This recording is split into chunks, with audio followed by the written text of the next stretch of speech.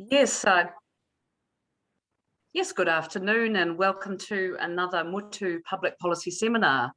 We hope that you're all keeping well and maybe some of you are enjoying a little bit of a pause. These seminar events that we do at Motu really help us to achieve some of our most important work, which is to enable that informed debate around these pressing public policy and economic issues. And we're very grateful to have the support of several organisations helping us with these webinars or seminars.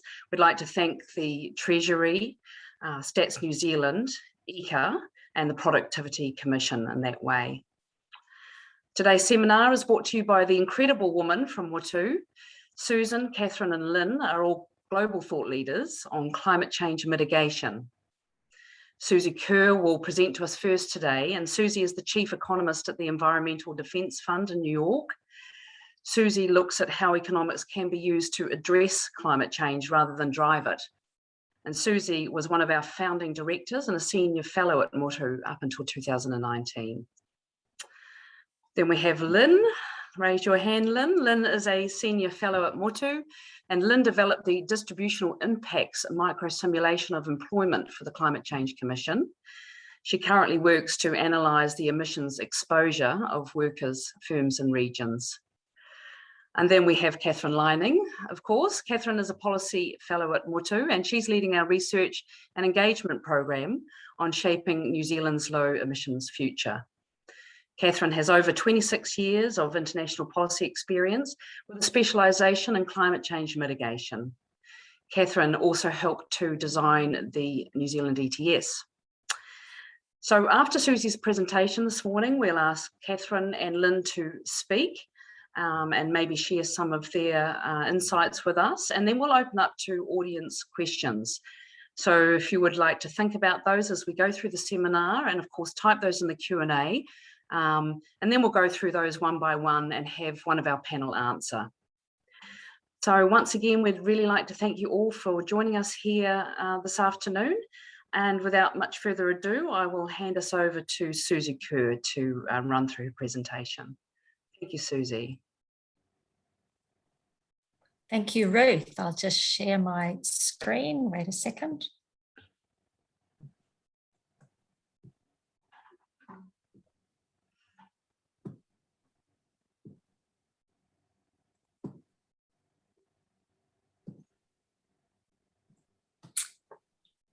Kia ora tātou, ko otaki taku awa, ko maungawhau, taku maunga, ko Susie Kerr au, and I'm very happy to be back in New Zealand.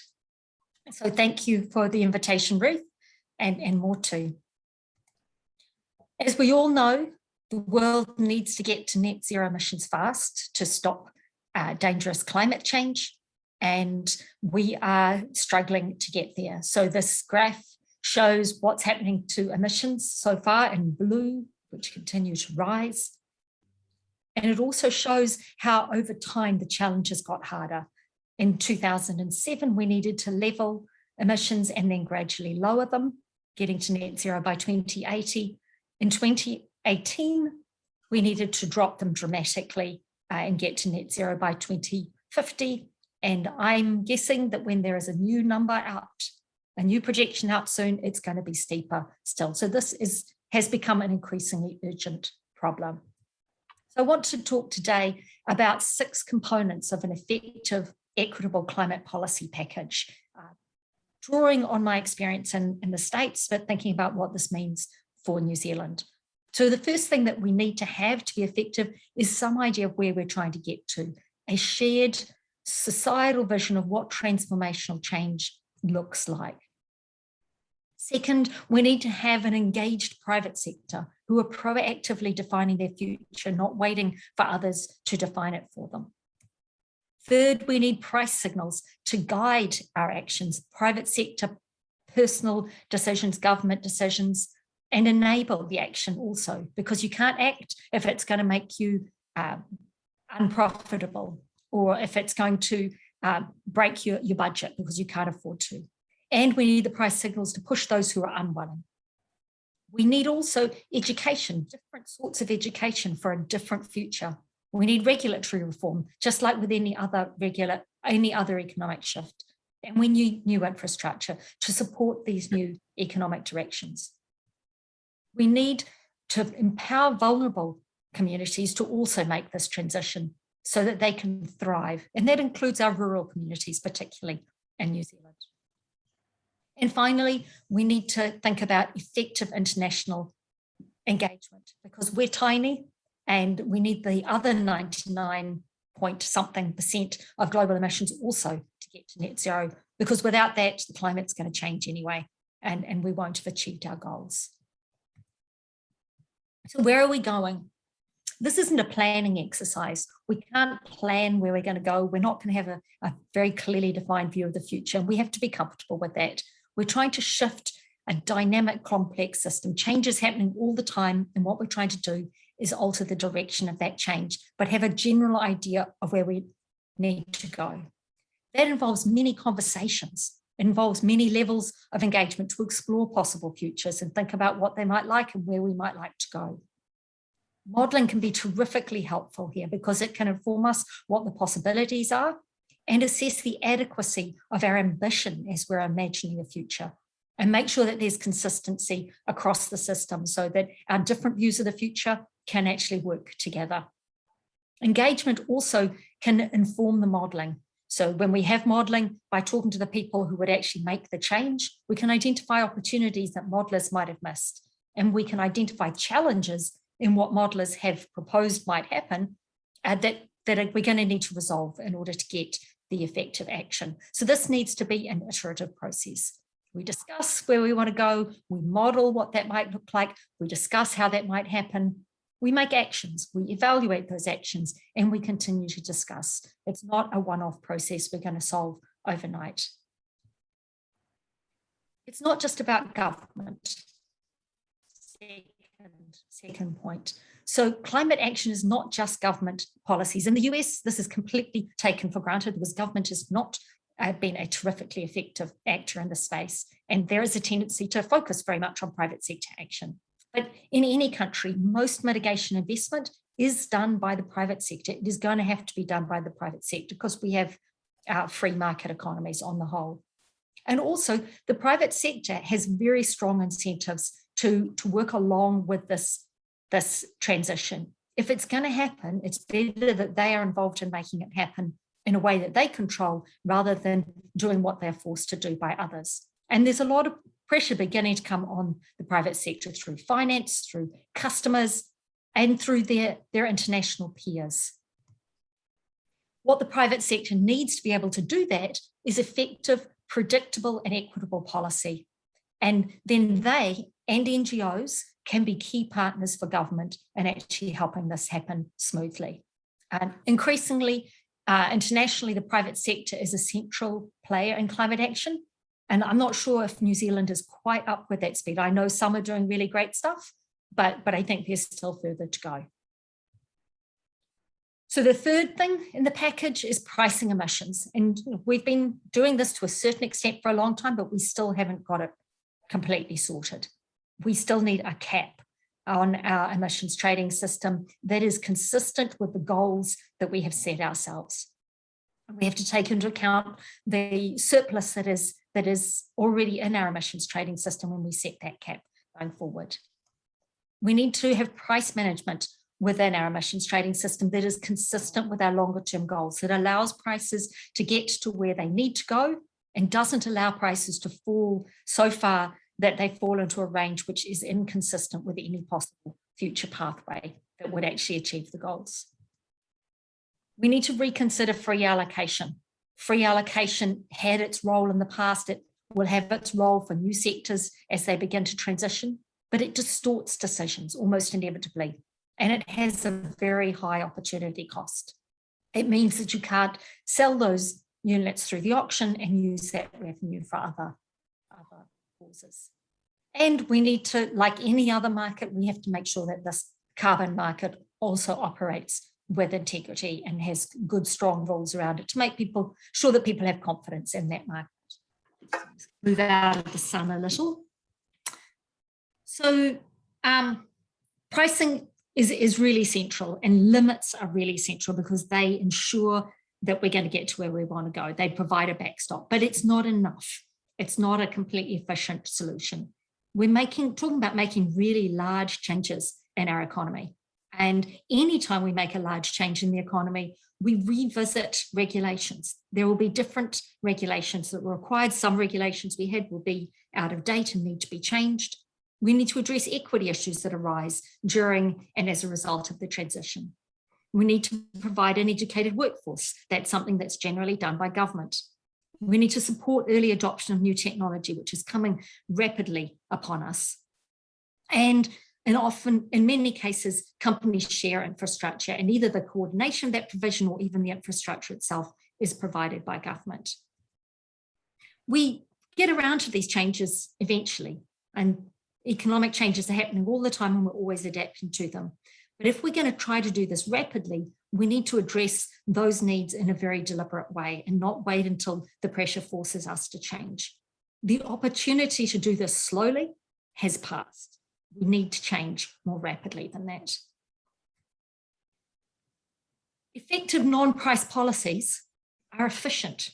They will lower the ETS price because they will facilitate emission reductions, and they'll lower the total cost to the economy. And that will enable us to have more ambitious goals, which I think we're going to need in order for us to get to the global goals that we're looking for. New Zealand is going to have to be pretty ambitious. So the next aspect of this is dealing with equity. So changes have an effect on equity. They can increase inequality or they can reduce it. Any economic shift is going to shift wealth around. And we often, when we're thinking about inequity and climate transition, we're not always thinking about the wealth, but the wealth may be the biggest issue that is involved here. Usually when there's a rapid change or a crisis, the people who do best are the people who are already wealthy. They are well set up to deal with shocks. They're well set up to respond to change and benefit from it. Whereas the poor tend to struggle more. So that's something that we have to fight against, because that's something that tends to happen always. Free allocation of units within emissions trading system has a role in the transition, and we've used it in that way already. It protects those who would otherwise face an unfair burden, but it also tends to support the owners of capital. They're the people who tend to benefit most from that free allocation. So we do need to consider that. So how can we do better on equity? We can reduce the free allocation when it does mostly support asset owners. We can proactively use the ETS revenue and the new ETS revenue that will be available and use targeted investments to support equity. Transition is harder for some communities than others. So some communities are going to have to make really big changes. Some people are going to have to shift jobs from one sector to another. Some people are going to have to change their consumption habits. What we can do, and some people are going to struggle with the same amount of change simply because they don't have the resources in other ways. Maybe they're struggling in their lives for other reasons. Maybe they don't have good education. Maybe they're older and they just find change hard in general. What we can do is empower them, wherever possible, to find solutions that work for them and then support them in those solutions, not necessarily solve the problems for them, but help them to solve the problems. A really critical area of this in New Zealand is the rural sector. They're going to have to make some really big changes over time. Over the next 20 or 30 years, there's going to have to be a significant shift in the sorts of production in the land use sector. And that's inevitable because of global processes and changes in diets and in demand and in the availability of plant-based proteins. And because methane is a really major greenhouse gas, and we're not going to meet our targets without reducing it significantly. But just because they have to change a lot doesn't mean they have to bear the economic cost of that. We can soften that and make that easier. It's not fair, in my mind, that 33,000 farming families would have to pay to reduce 50% of New Zealand's emissions. If farms are included in the emissions trading system, and I really do think that they should be, because that's such a huge part of our emissions budget, and nobody has come up with a coherent plan for reducing those emissions in a way that we can guarantee that doesn't involve some sort of actual compliance limit on them. Then if we do include them, then free allocation can ease that transition, and it can reduce the loss of equity that farmers would otherwise face. Equity, I mean, in terms of their asset values, the values of their farms. But the effects depend critically on how that free allocation is done. It's not, you can't assume that it's done in one particular way. You can be clever with the way it's done to achieve your goals more strategically. I'm really interested when I hear people talking about this in New Zealand, they assume that the free allocation will be given in the same way that industrial free allocation was given. But the goals for free allocation in the rural sector might be quite different than they were for cement or steel or some of those other industrial sectors. So what might be the incentives for the rural sector? So the overall objective always is to reduce global emissions. That's the final goal. That's what we're actually trying to do here. We also want to reduce New Zealand emissions and therefore the cost to New Zealand of complying with Paris and with doing our fair share of the overall transition. We also want to avoid severe social impacts from rapid land use, and particularly land use change to forestry is something that people are very concerned about at the moment. We had a terrible experience in the 80s when we had rural transition that was too fast and caused really a lot of social harm in rural areas, which is still having its repercussions today. We also need to help some farmers manage their existing debt. They've borrowed very heavily on the basis of the current system, and a very rapid transition would cause them potentially to lose a lot. And again, we had this experience in the 1980s. We'd like to reward the farmers who have been trying hard. A lot of farmers have done a lot of really good work so far in this space. They've been really proactive. They've been leaders in their community. They should be rewarded for having those low emissions and not penalised for being early movers. And we'd like to avoid some of the larger stranded assets, both on farm and farm processes. So here are 4 options for free allocation that are commonly discussed. The first is grandparenting, which essentially is that you give them on the basis of people's current emissions. So that has serious problems because it encourages people to increase their emissions now in anticipation of getting higher levels of free allocation. That's completely the opposite from what we want to do. And it penalises those good farmers who have done a lot already to try and reduce their emissions. So that, in my mind, is just a very bad approach. A second approach is land-based. So providing the free allocation on some sort of hectare basis, probably not a flat rate per hectare, though you might do that in the dairy sector, but something that is related to the land itself and not to its current use and its current emissions intensity. So it's not something that the farmer is able to manipulate going forward. It doesn't lead to perverse behaviour. The third approach would be the same way that we do for industrial allocation, which would be that it's on the basis of output. If you produce more, you get more free allocation. So in this instance, that allocation could be on the basis of milk production or on the basis of meat production. A fourth allocation method is to not give it away, but to auction the units or sell the units and use the revenue from that to put back into the sector to directly help the communities that are affected. Because it's not only farmers who are going to bear costs during this transition, it's the workers on the farms, it's the people in that local community, it's the driver of the bus, it's all sorts of people who will be affected. And if you only support the farmers, you may not be supporting the most vulnerable people in those communities. So what are the pros and cons? So output-based allocation, what effects does it actually have? It focuses on creating an incentive to reduce emissions intensity. So that's the amount of emissions per kilogram of milk solid produced or per kilo of meat produced. It doesn't encourage you to produce less meat or less dairy. That means that it reduces any risk that would arise of emissions leakage. It doesn't lead to reduction in production in New Zealand, and therefore there's no chance that it's leading to an increase in production in another country.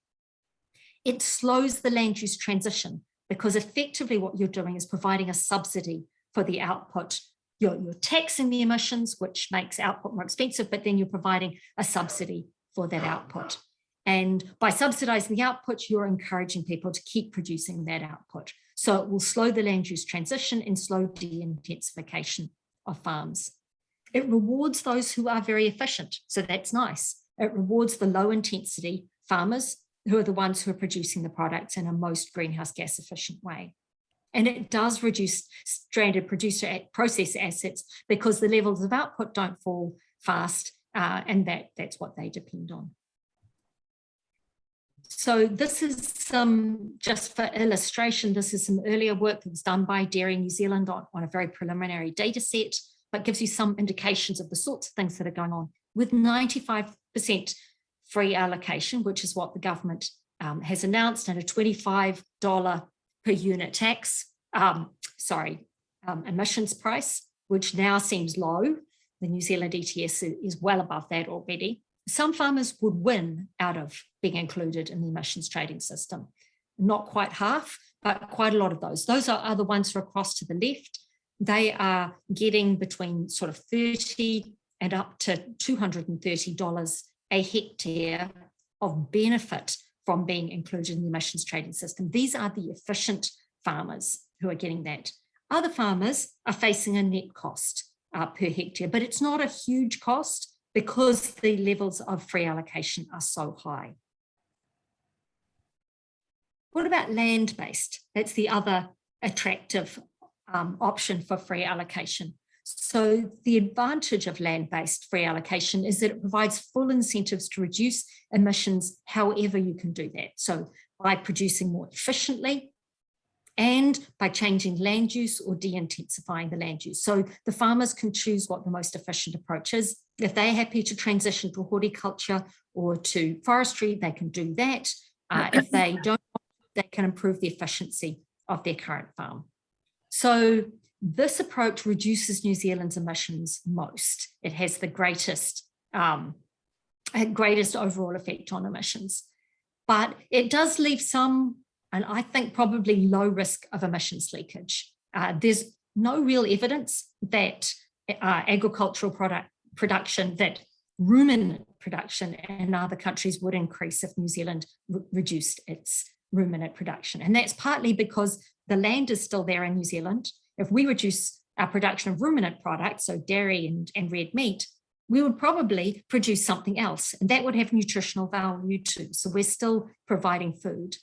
And the people overseas who can't eat as much New Zealand dairy and meat, well, they may not move to dairy and meat that is grown in China or somewhere else. They may move to some other form of protein. So the other thing about land-based is it rewards low intensity greenhouse gas farmers. So these are the farmers who may have deliberately chosen to have low intensity because they don't want to have high environmental impact, or they may just be farmers who haven't had the capital and resources to fully develop their land to its full potential. And those categories include many Māori. So this would have some benefits for that community. It reduces the risk of future stranded assets most. So it doesn't protect current stranded process assets, but it stops people investing in a sector that is probably inevitably declining over time. The challenge with land-based is that there would have to be an agreement on a basis on which it gets allocated. Does it get allocated just on a per hectare basis, or do we do something a bit more sophisticated, but that could be a little contentious, using something like an existing land use capability map or a map of potential grass growth, which is more aligned to the potential of land to produce product. So similarly, this is an illustrative picture, same assumptions as the previous one, but this is now we're assuming that dairy farmers face a price of $25 a tonne of their CO2 equivalent emissions, but they get 95% free allocation on the basis of the number of hectares of land that they have, and actually by land use capability. So the best quality land gets more than the low quality land. And again, there are farmers who benefit and there are farmers who lose out of inclusion in the system. So some end up actually better off by being included in the emissions trading system. And those tend to be the lower emissions intensity farmers. So it's the land that doesn't have a lot of production relative to its potential. Whereas the very high intensity or the very inefficient farmers, either of those combinations, they tend to be paying higher costs per hectare. Maybe a mixture of these two would be appropriate. So maybe starting with a mix of output-based and free and land-based to get some of the benefits of each during the transition, and over the long time to moving towards an entirely land basis. That might provide a nice mix of benefits and costs. So it would provide some protection against perceived risk of leakage. It would provide some protection of high intensity asset values and for the debt that farmers have already incurred.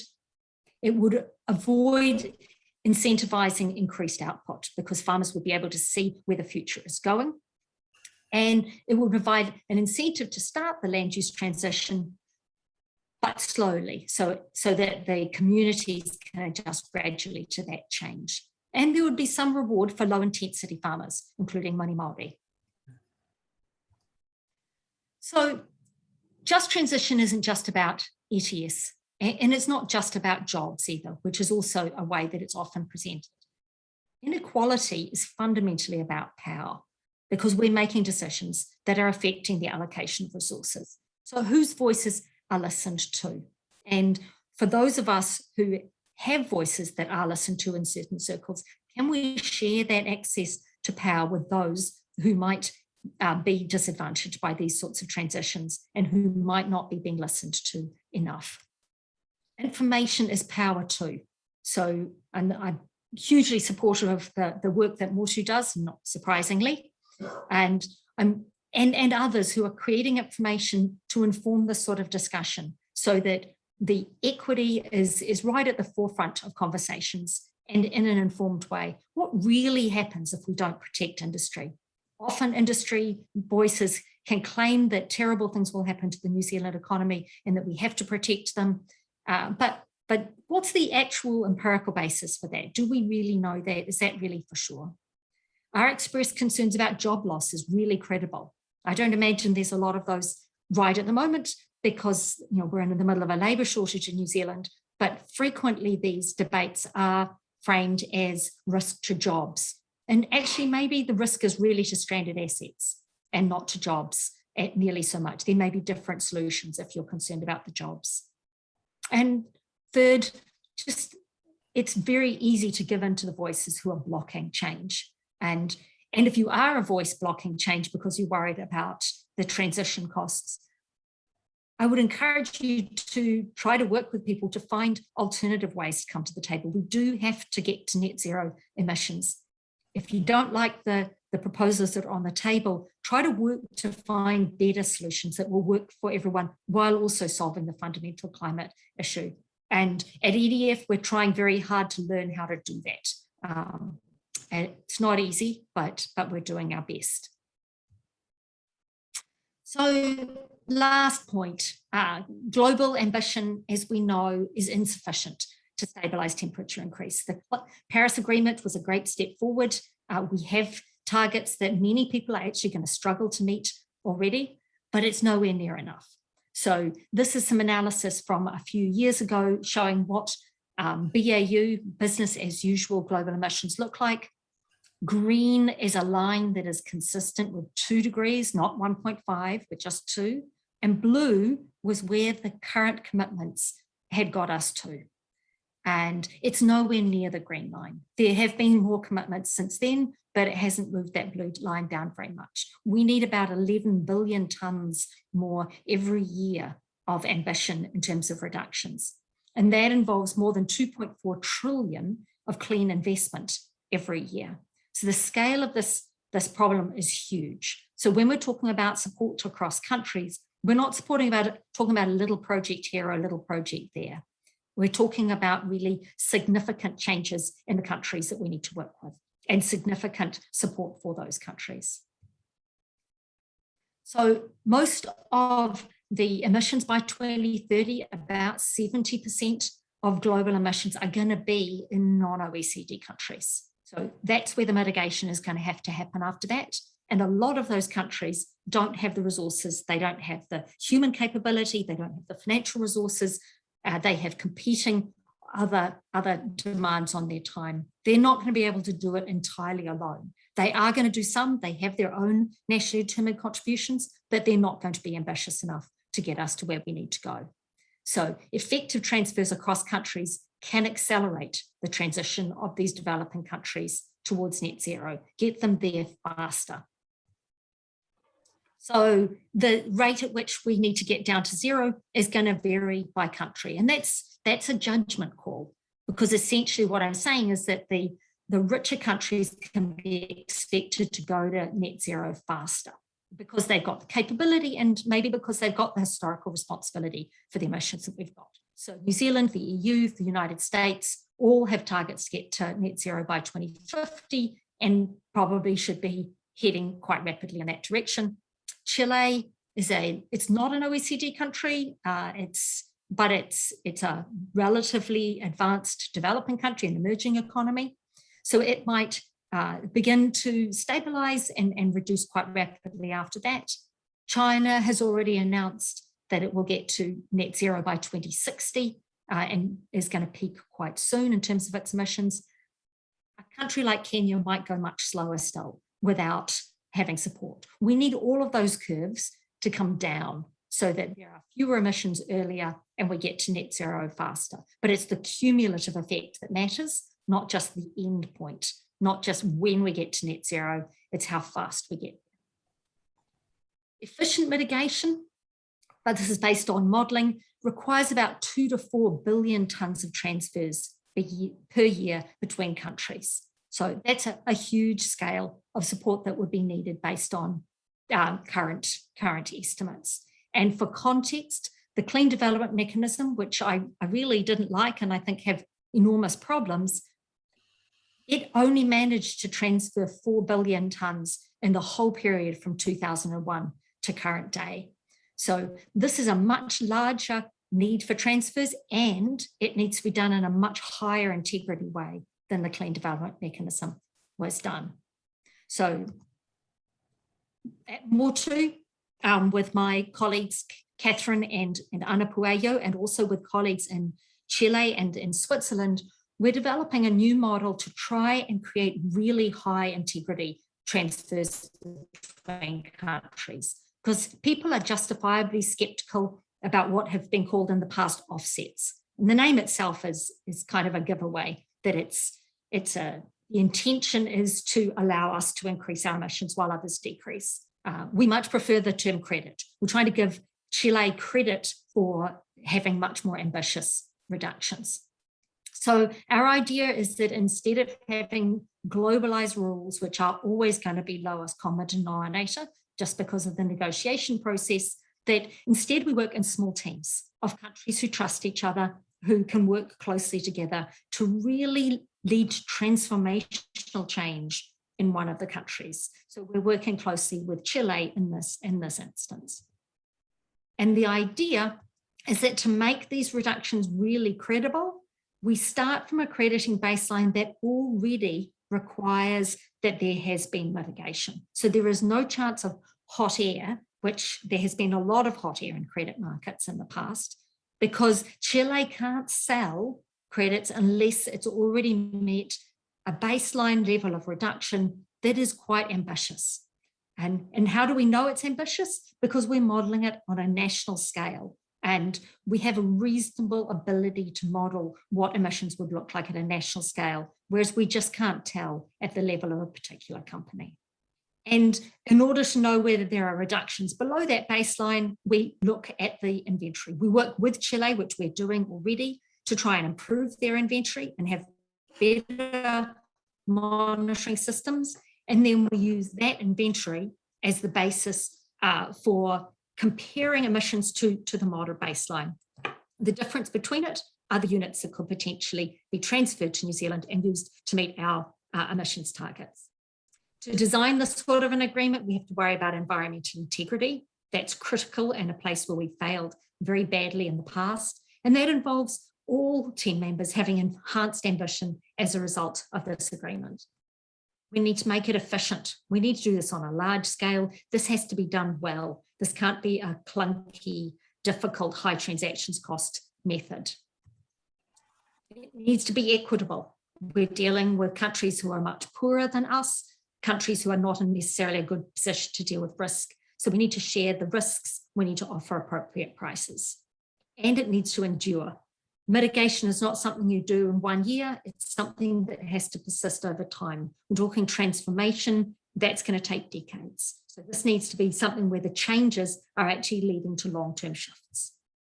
So in summary, key messages, we need to be able to see the direction of transformational change. We know the endpoint. The endpoint is net zero global emissions because that's when global climate change stops. And ideally actually negative global emissions so that we can reverse some of the climate change that we've had. We need to have an enforceable limit on emissions, and that can lead to predictable price signals. That's critical, but it's not enough for efficiency and equity. So the private and public sectors need to collaborate on all the components that are needed for effective transition, and we need to hold equity central throughout all of those decisions.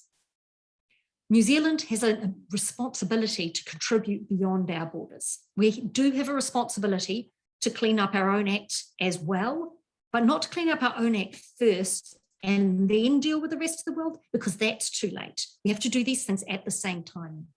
But we have to do those in ways that are truly effective and that are equitable, and so that we can help other countries transitions, because by helping other countries, we will all have a stable climate. Thank you. Susie, thank you so much for your presentation this afternoon. It was really, really interesting, and yeah, there's a lot of responsibility for us as a country in walking forward in this.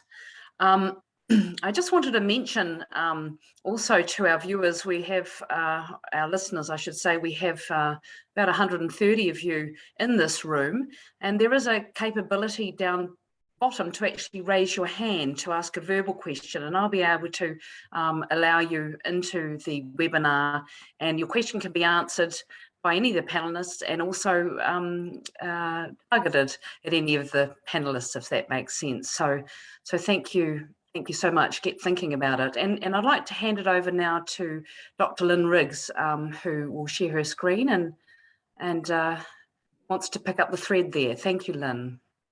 Excellent. Thank you. Make sure I'm getting the right screen here. There we go. Thank you, everybody, for attending today.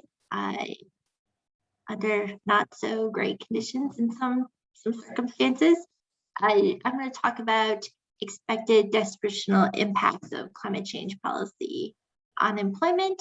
This is joint work that I did with Livy Mitchell, and we did this with funding from the Climate Change Commission. And so, there we go. I'm going to present some results that we used IDI data. We have the disclaimer that the results that we present are not official statistics, and any interpretations or opinions are our own. So to give you some context, there has been previous research on distributional impacts around the world. A lot of it has largely focused on price changes for households, and largely energy price changes for households. And as Susie said, oftentimes it's really the low income households that are most affected by these changes, because they don't have the resources to adapt to those price changes and substitute for other options as prices increase. There's also a fair amount of qualitative discussion about the industries that are most likely to be affected by climate change or climate change policy. But there's really limited quantitative work on the different types of jobs and businesses that are going to be most affected by climate change policy. There has been some work, and a lot of it's very recent. And the current evidence has found that climate change policy really results in small net changes in the long run. So not large net gains or not large losses in employment. A lot of these employment changes are due to reallocation across industries. And for this reason, larger scale, think economy-wide policy changes can really produce better outcomes than small incremental changes. And that's because if you target certain industries, that means that there's not that many opportunities for people to shift into other areas that are changing as well. So economy-wide changes can actually have better outcomes, even that's somewhat counterintuitive to what you might think. As Susie also mentioned, there's a lot of talk about job losses happening from these types of changes and from climate change policy.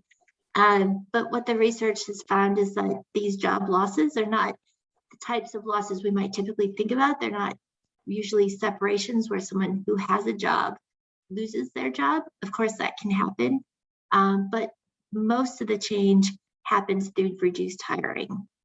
And a lot of that reduced hiring can be done if businesses are given an indication or a long runway to prepare for these changes. So there is some aspects of policy design that can improve these short-term outcomes for employment. In the US, there's some LinkedIn employee data that's been used for emergency management planning. And so I think of this as analogous to some of the work that we've been doing using linked employee data here. So if there's an event, how many people are likely to be affected in which areas? So using the employee data, we know where people work and where people live. And so depending on the time of the event, we can see, where are people starting from and where do we maybe need to get them to after the event, right?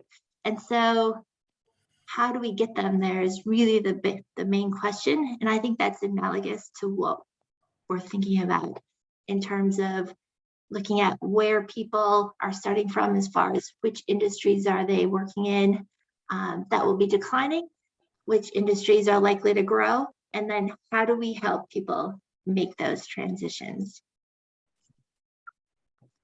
Our key research questions in thinking about how to achieve the emissions budgets were which kinds of workers and industries were expected to be most impacted? Where were the gains expected? Where were the losses? What's the net? Really, what's the magnitude? So a small percentage change in a large industry can actually have a fairly significant impact compared to a large change in a small industry. And we have both types of industries here in New Zealand. What are the characteristics of these workers? And importantly, are some workers disproportionately affected by these different options, right? And just some main results. I'm not going to talk about the methodology, there's just not time. But overall, we found that the net industry effects that were predicted were relatively small, which is again consistent with previous research. Transport industries had the largest positive effects, whereas industries like manufacturing and oil and gas extraction had the largest negative effects. Overall, however, very few worker groups were negatively affected over the long term in terms of net jobs. And that doesn't mean that they won't be negatively affected in other ways. We're just looking at jobs specifically. What this means is that the negative job effects within the group are offset by positive job effects over the long term. These aren't necessarily in the same time periods, but it means that there is some ability for workers to transition out of some of these declining industries and into the growing industries.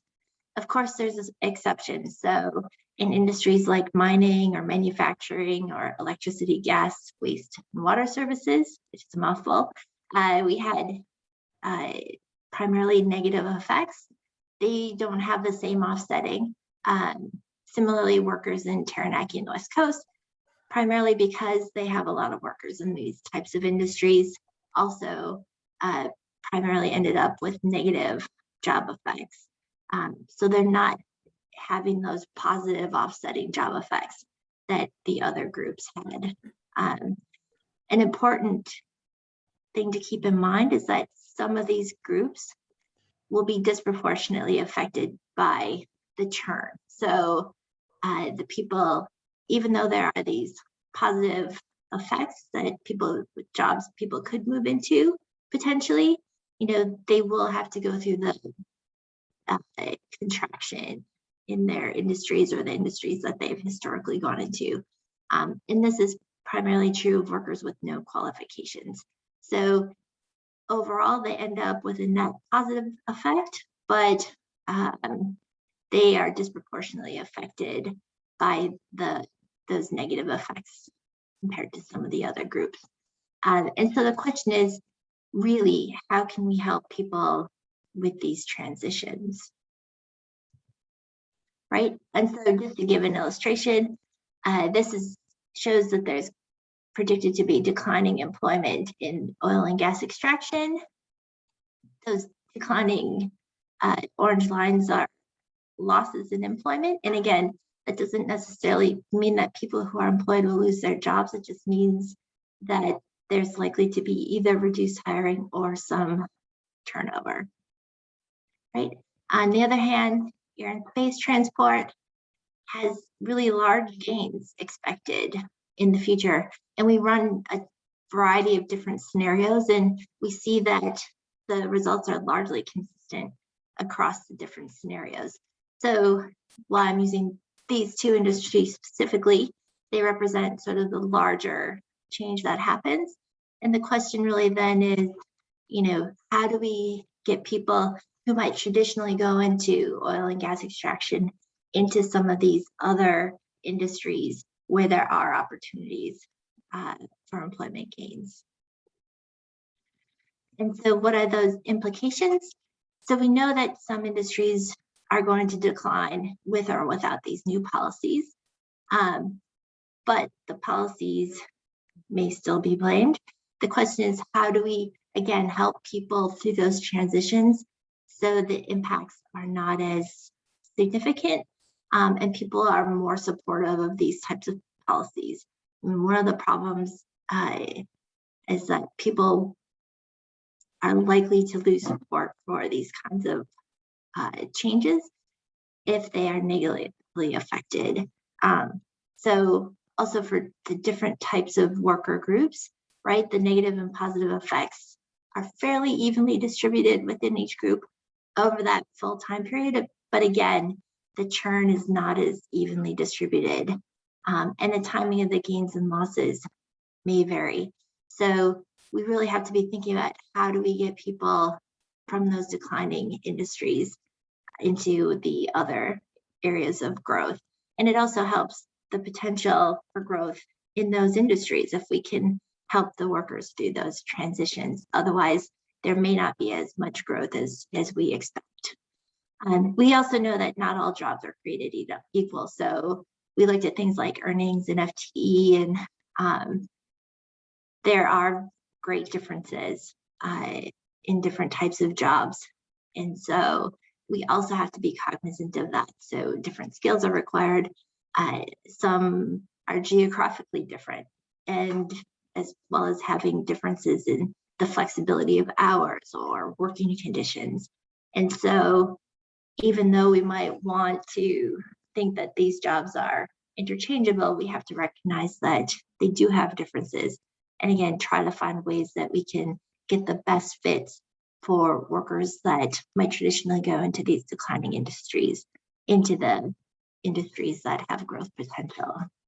And lastly, policy design really can play an important role in this. And I think that's an important consideration to keep in mind. As far as future research, we feel that our research gives a fairly good idea of where we are and where we are likely needing to go. But there's a lot more work that needs to be done on how we get there. So we have some really rich data sources here that we can do some really excellent quantitative work, but I think it's also really important to do some qualitative research that can complement that quantitative work. So, and it goes back to Susie's graphic where it shows the circle where we discuss and make changes and discuss and make changes. And it's the same sort of process in research where we can look at the quantitative data, get our results, but also knowing some of the qualitative information that feeds into those quantitative changes is helpful. Thank you, that's it. Thank you so much, Lynn. Thank you very much for that presentation. Before we get to the questions from the audience, I'd like to hand it over now to Catherine Leining. Catherine. Tēnā koutou katoa, ko Catherine Leining toko ingoa. It's a pleasure to be joining everyone on the panel and all the audience today. So thanks very much for this opportunity. Just to clarify, I am speaking in my Motu capacity today, and my views do not necessarily reflect those of the New Zealand Climate Change Commission. I'm just going to follow on the presentations from Susie and Lynn with a little bit of an explanation of some work that I've been involved in recently at Motu with my colleague Dominic White, who has actually led a lot of this work. And it's been trying to pick up on that point that Lynn just raised in her slide about how can policy design help us in managing these impacts.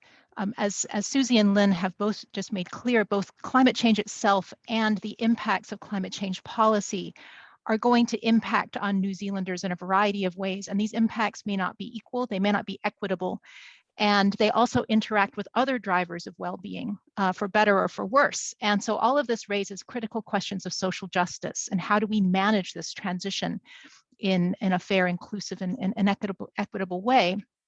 And what we've observed so far in New Zealand's response is that on one hand, our leaders and our communities are talking about the need for an ambitious climate transition. And on the other hand, we talk about the need for a just climate transition. But we don't necessarily have a policy framework in place for bridging those two concepts. So that's what we've been doing some investigative work on during the past year, which was supported by a short stakeholder dialogue. And this is still work in progress. But we started off by looking at the concept of a just transition and trying to explore the possible dimensions of what that means. And obviously the concept originated from the worker justice movement and the concerns about worker transitions in some of the sectors that Lynn has just been highlighting, particularly around fossil fuel production and how we enable a just transition for the workforce. But the concept has also broadened over time to include threads of environmental justice, social justice, cultural justice, intergenerational justice, racial justice, disability justice. There are so many possible dimensions of just transition which are relevant to the impacts of climate change and to managing the impacts of climate change policies. So I think the term just transition is an area where we don't yet have social consensus. And in fact, the concepts that we need may vary by group, by locality, and this is an area where more social dialogue is needed to really explore what a just transition means to different communities and to us as a whole in Aotearoa. Having done some preliminary work on scoping out how we might think about elements of just transition, we then looked at the policy design process and have identified areas where that process may need to change over time so that consideration of these effects and measures for managing them become a mainstream part of how decisions get made, and so that people have comfort in the decisions that are being made by government and understand that any disproportionate impacts are manageable and can be mitigated and are being managed in a fair and inclusive way. So if you can think about a basic policymaking process as having the stages of goal setting, design, implementation, at all of these stages, we need to have better processes for collaboration and partnership. And this needs to include, localized transition planning and ways that we also give effect to the principles of Te Tiriti around how real partnership operates between the Crown and Māori and iwi. And this concept of more inclusive collaboration and participation really needs to be in place at every stage of policy making, not just at the consultation phase once policies have already been designed and are being prepared for implementation. The second element that we're proposing is improved monitoring and review. This is really critical, and we haven't yet defined goals and measures for a just transition.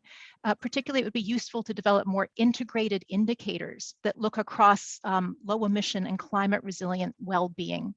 We've got some really useful starting points for this work with the Living Standards Framework at Treasury and with Heara Waiora, but those frameworks still need some further work and development to make them fully integrated with the types of transitions we need in the climate change arena and how, as a society, we measure progress. And again, the monitoring and review processes need to be integrated at all stages of the policy-making process. And then when it comes to the stage of policy design, we need improved measures for distributional impact assessment, doing the type of work that Lynn has just been describing in terms of actually understanding how policies are going to impact on different populations. And then also assessing, in addition to that, how resilient those different groups are going to be to change. And could we come up with some kind of a framework for social resilience that looks at both strengths and vulnerabilities and helps us to identify where mitigating measures are going to be needed and what types of measures are going to be more effective. So if you have this kind of an integrated policy-making framework, we consider that there's going to be more opportunity to build social understanding of the policies, to make sure that those policies are designed with complementary measures that help to manage disproportionate and inequitable impacts and provide better outcomes. And we think if we had this kind of a process, you'd be more likely to get cross-party political support backed by strong public support, and then you'd get better policy continuity across elections. And I think all of this is going to be essential for maintaining social license to achieve ambitious reductions for climate change. So I think I will conclude the comments there and turn it back over to you, Ruth. Thank you so much, Catherine. That's fantastic. Well, I'm going to try these raised hand buttons here. So we have a question here from Gaia 3. I've just allowed you to speak. Would you like to speak out your question, please? Hi, yeah, sure. First of all, thank you for all the speakers. And I think this is related to maybe Lynn's, something Lynn mentioned. So basically, is it possible when, in transition, whether the government could have like a subsidy or incentive for people to transition into employment? And it kind of, I feel like it's also like corporate responsibility as well, because corporations can make those changes with, I guess, educating or training or upskilling people to transition to different ways of working.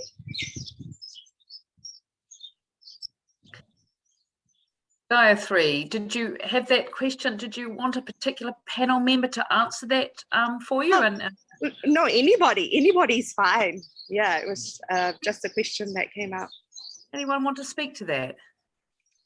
I think there's a couple of things that we can do to respond, and I think you're right. I don't think it's necessarily all for the government to take on, but I think giving people the information about which areas are likely to decline and which areas are likely to go can also help them make decisions about their future education. But also, yes, I think subsidizing people who are losing those positions or who might traditionally go into those positions to improve their skills or change their careers would be really helpful. And some of that could come from corporations, but some of it can also come from the government. So I do agree with Susie that knowledge is power, and getting the information out there to help people understand what's likely to occur, even though, I mean, we can't predict things with 100% accuracy because things will change. As Susie said, everything's very dynamic, right? And so, but giving people the best information that we have and helping them also prepare for the changes that are coming, I think will also be very empowering. Thank you, Lynn. There's a couple of other questions here for you, Lynn. There's one from May. She speaks about Northland and the Marsden Point refinery that'll be closed with job losses. Some people want to lobby the government to save the refinery and its jobs. And how can we help minimise the negativity around these questions and increase the positives? Who should be doing that? May says, I see very little in the news to counter the voices calling for the government to bail out the refinery. Yes, I think a lot of my answer to the last question are similar. I'd also say that some of the other work that we've done for the Climate Change Commission that we haven't published quite yet, it's just about ready. We've looked at worker job flows historically, where have workers in some of these industries that are likely to decline come from and gone to, and to see, are there natural flows between industries?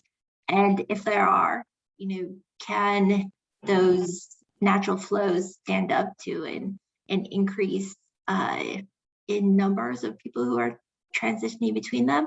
But also, are there flows that we may not have thought about previously that we can help people transition into other industries that may need similar skills or similar expertise or training? So I think there are things that can be done as to whose responsibility is it. I think that's more of a discussion for some of probably the policy leaders, but I think we all have some degree of responsibility to helping with the transition. Again, I think it's not fair to place all of the costs on those people who are being most affected by the transition. Hopefully that. Can I just say something about, I don't know anything about the Marsden Point refinery situation specifically, but there's some information that could be useful to add into that conversation. And one would be just simply, how much would the subsidy need to be and what's that cost per job saved? So just have an idea of how much that cost is per job. And also a bit of an analysis of what sort of people would be losing their jobs, and are they the sort of people who are going to really struggle? And is this highly educated people? Is this people who might be highly mobile? Because they're going to be in a very different situation from the poorly educated people who are likely to be very immobile. So just providing some of that information might help to sort of take a little bit of the emotion out of that situation and work out what the real challenge is. And if Lynn can, inform that sort of thing in future by saying, in the past, people who've left work in the refinery have gone and worked in these sorts of sectors and done these sorts of things, or these sorts of people have moved from whangarei to somewhere else. That sort of thing can be very useful. And I know that there is previous Motu research looking at the impacts of closure. In this case, it was of meat processing plants. And it has a huge impact on what you're close to. Being close to a large town like whangarei is much better than if you're a tiny little rural area. So, but this needs to be explored in that particular situation. What is the real impact on jobs and people? And is that demand for a bailout using the story about jobs as an excuse when really actually the driver is something else? Yeah, picking up on that, Susie, another question for you, Lynn, which comes from Tim, and he asks, curious what we see modelled as potential impacts across the income spectrum as a result, especially as we have seen the hollowing out of the middle class in some areas, where the proportion of labour working as low skilled and high skilled is each increasing, worsening inequality. In large part, this is seen in a loss of well-paid roles which do not need higher education, often in manufacturing, at least internationally. Does our observation of labour force effects show this increasing, assuming no policy changes, that is? Yes, so we actually did look at the average earnings for these types of jobs, and we did find that some of the short-term effects, there was more of a loss in some of the higher earning industries. And I say that because some of these industries are based on short spell work. So if we look at annual earnings, we were losing some of those higher annual salary jobs. But over the long term, again, they evened out. So we weren't seeing really great differences in the salaries and earnings of the jobs that were replacing those that are going away. But definitely in the short run, there was some loss of those higher paid jobs, which could increase inequality again in the short run. But over time, we would see those an uptick in some of the jobs that would replace those. Thank you very much, Lynn, for that. I'm going to take another live question now from Mika. Mika, are you able to unmute? Yeah, hi, can you hear me? Yes, absolutely. Great, so I have a bit of a two-part question. A big part of the distributive picture is the impact of transitions on household costs. As this affects consumer behaviour, I'm just wondering how you've incorporated that in modelling the distributive impacts on, or the flow-on impacts on employment, and also because it is a part of distributional impacts. I'm just wondering if there is any other modelling that's been done out there around impacts on households, so not just from an employment perspective, but from a costs perspective.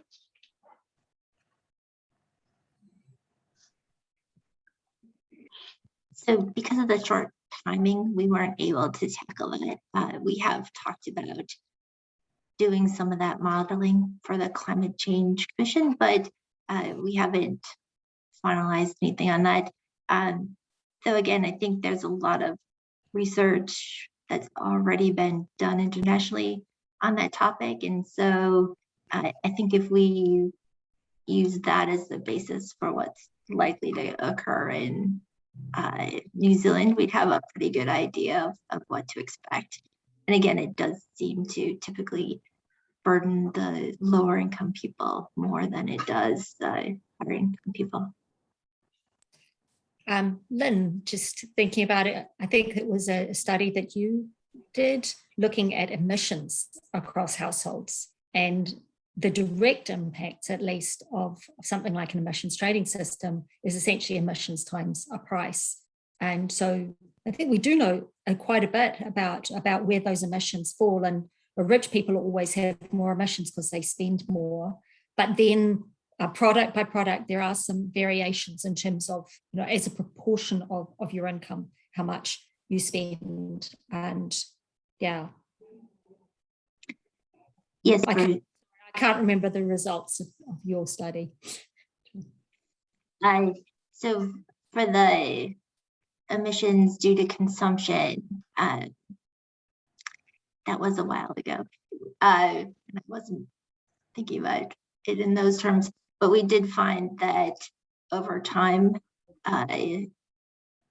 those emissions in households have declined, partly because of the transition in the underlying distribution of electricity in New Zealand. So we do see that has declined, and we could use that information to look at changes in consumption. And again, we didn't look at it household by household as far as the cost that will be placed on them through things like higher prices.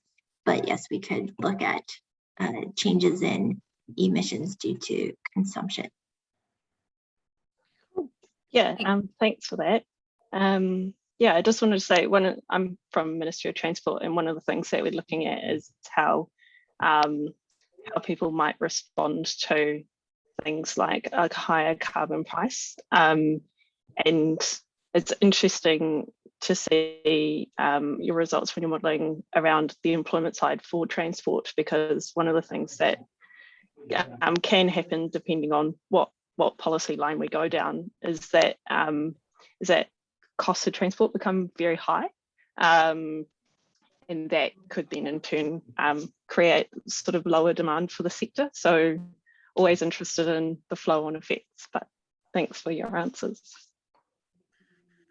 Thank you, Mika. We've got another question of a similar vein, again, talking about the modelling described by you, Lynn, that has transport positively impacted, whereas the Ministry of Transport modelling of required emissions reduction requires a 30 to 40% reduction in the transport task, which on face value doesn't seem to be consistent unless there are structural changes.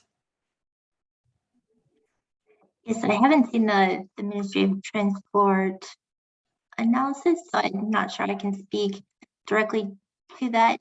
But when we were looking at the Climate Change Commission, because of course you might expect that transport's reliance on fossil fuels would mean that they would be impacted.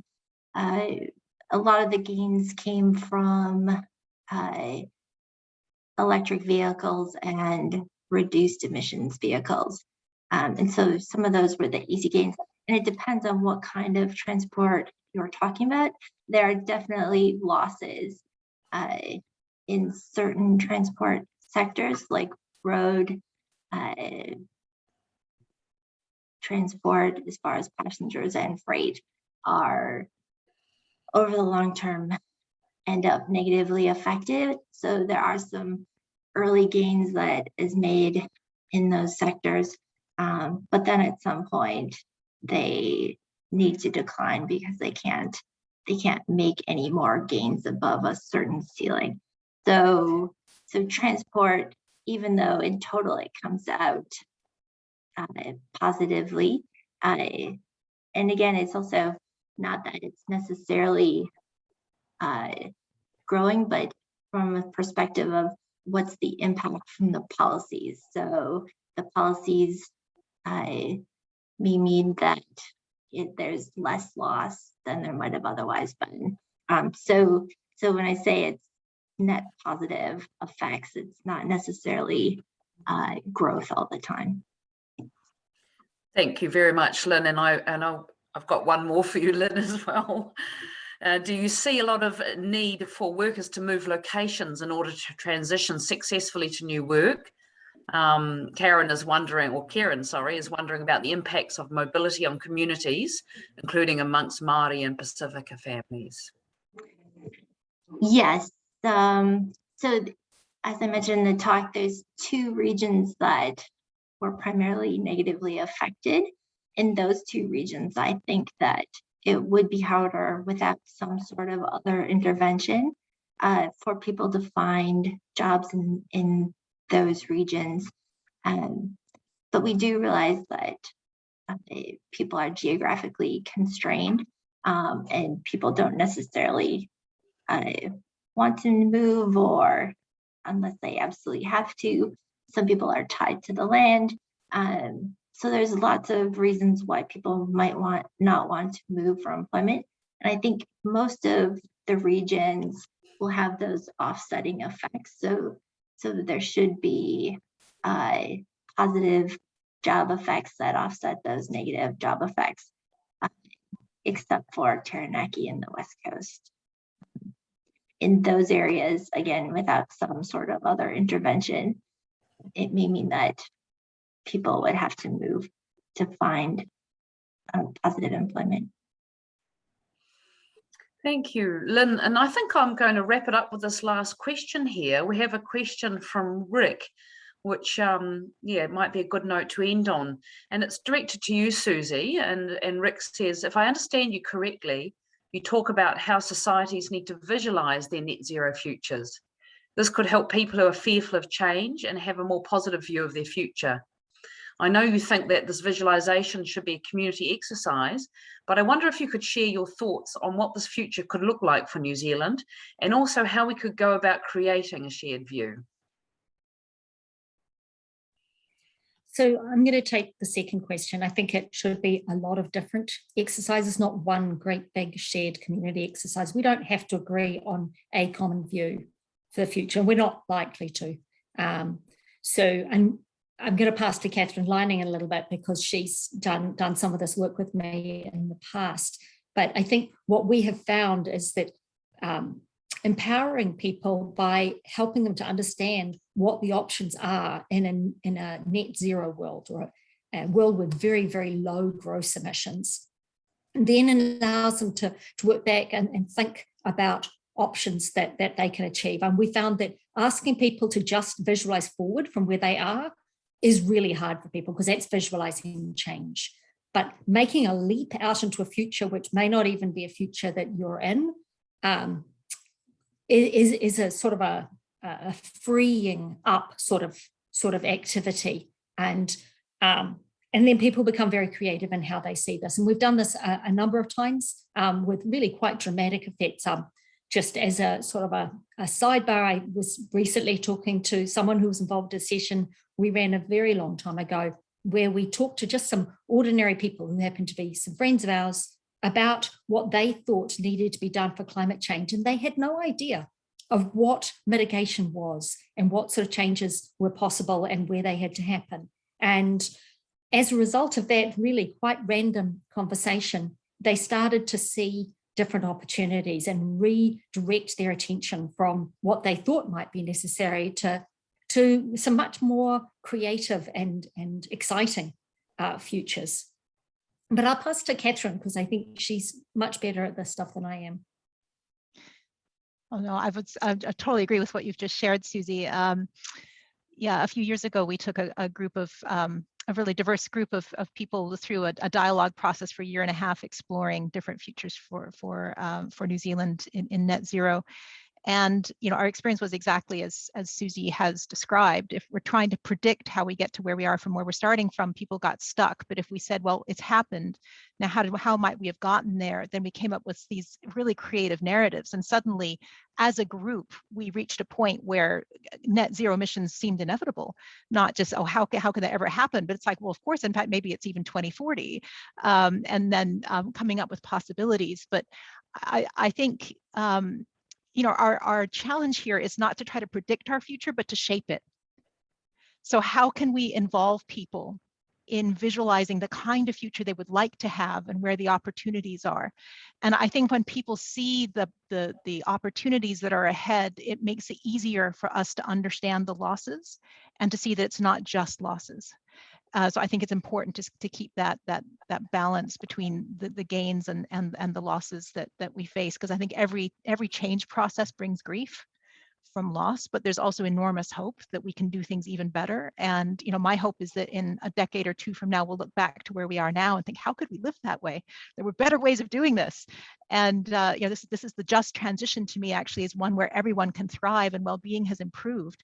And that's the kind of vision that I work toward. And I think it's really important to have those positive visions so that we don't go into a place where we get overwhelmed by climate grief and by some of the losses that we are going to face. So that's the further reflection I can share, but thank you. It's a really thoughtful question. That was a perfect answer and a beautiful note to finish off on. Thank you, Catherine, for pointing that out and showing us what can be achieved. Just like to thank all of you lovely Motu women, true climate warriors. Thank you so much for your diligent work and continue to work so hard in this space. Thank you very much, everybody who attended today. And I'd like to say one more shout out to our supporters, who are the Treasury, the Productivity Commission, Stats New Zealand and ECA. Thank you so much. Without your help, we wouldn't be able to run these seminars. We're very grateful. So yes, that brings us to the end of our seminar today. Please make sure you all go on to our motu.nz website and sign up on our events page. You'll be sent notifications of all further seminars that we are running. And with that, I think I'm going to push this red button and bring it to an end. Thank you so much all for attending today. Bye-bye.